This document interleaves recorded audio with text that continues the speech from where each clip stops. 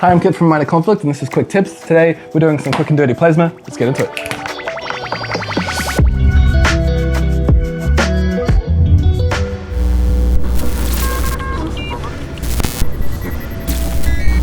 Now, I've already covered this in our long form How to Paint a Boy series of tutorials, and you can see those here or somewhere.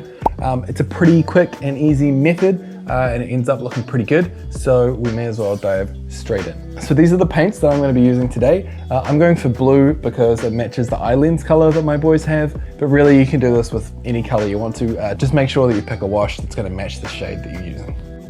First up, we're going to go over all those glowy little plasma bits with straight white. This is going to give us a really good base to work off of, but also some of that white's going to show through and give some nice texture when we do a bit of glazing later on. So I'm just doing really thin coats, making sure to get into all those little nooks and crannies. I'm also going to fill that barrel out as well, because we're going to do a little bit with that later on.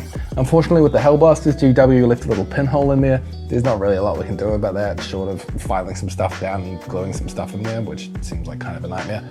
So I'm just not going to worry about it. But model designers, if you're listening, don't do that. But you're not listening because nobody's listening.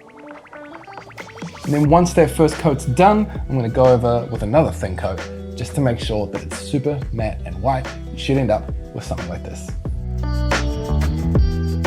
So with a nice base to work off of, I'm going to quickly add a little bit of a wash. We're really just trying to fill all those cricks and crevices in the corners here. Now you can tell when they're doing this that I'm being quite specific about where I'm putting the wash. I want to make sure all those darker areas are as far away from those coils as possible. I'm also doing some parts where there's more wash and less wash. I don't want it to be too clean and too precise. We want it to look a little bit rough and a little bit more organic.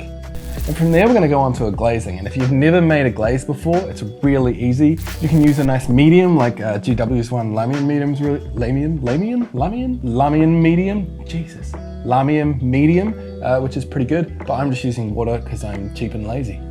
You want it to be just watery enough that it's going to kind of sit and fill those holes. If you're not sure if it's quite the right consistency, feel free to check it on like the rim of the base or something. It should generally dry in under 10 seconds. That's when you know you got it just right.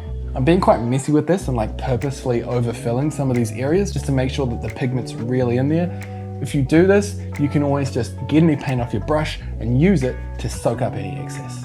You'll also notice when I'm doing these wee vents at the front here that I'm putting most of the pigment towards the coils and then using that dry brush soaking technique to pull it along into that wash that we added earlier. And with that glaze in place, you should have a plasma gun that's looking kind of like this. It's starting to look a little bit better, but we're not quite there yet. It's these next two steps that are really going to make it pop. So from there, we're just going to go into a quick dry brush. GW do make specific dry brushing paints, but you can really do this with anything that you have to hand. I'm using this fancy angled dry brushing brush from Army Painter, but you can basically use anything. I just kind of like this thing because it has that angled edge that lets you have a little bit more control about where the dry brush is going and lets you get into all those little cracks and things that you might want to get into. You only really want about this much on your brush, and then we're just going to work it into some of this toilet paper. You basically want this paint to do as little work as possible and then build it up in layers. So the less you're actually getting on the model, the better your dry brushing is. It's definitely worth testing on your hand before you put it on the model to make sure that you haven't got too much on there.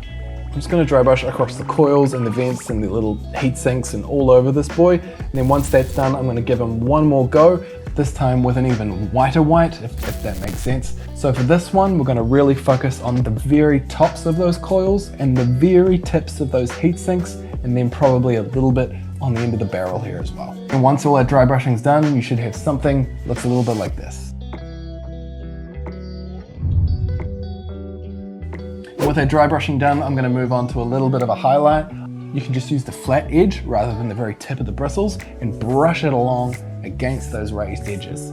Kind of like that second dry brush we did. We really just want to hit the very tops of these things, and we want them to be as pure white as possible. It's the kind of transition from white, white, white to kind of bluey white that's going to make these feel like they're glowing a wee bit. And then I'm just going to put a little ring around the edge of the barrel and a little dot in the middle there as well. And that's it, our plasma's done. This is an especially good method if you're batch painting, as you can just do each boy step by step and rush through them pretty quickly. So thanks for joining us for this week's quick tip. If you want to help the channel out, likes and subscribes and all that kind of stuff. We're doing a podcast, which is kind of in its infancy, but is getting there. Tell your mates about it, eh?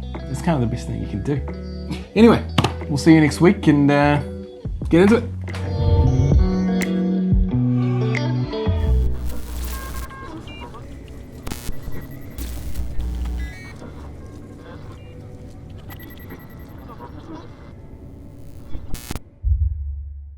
Minor conflict.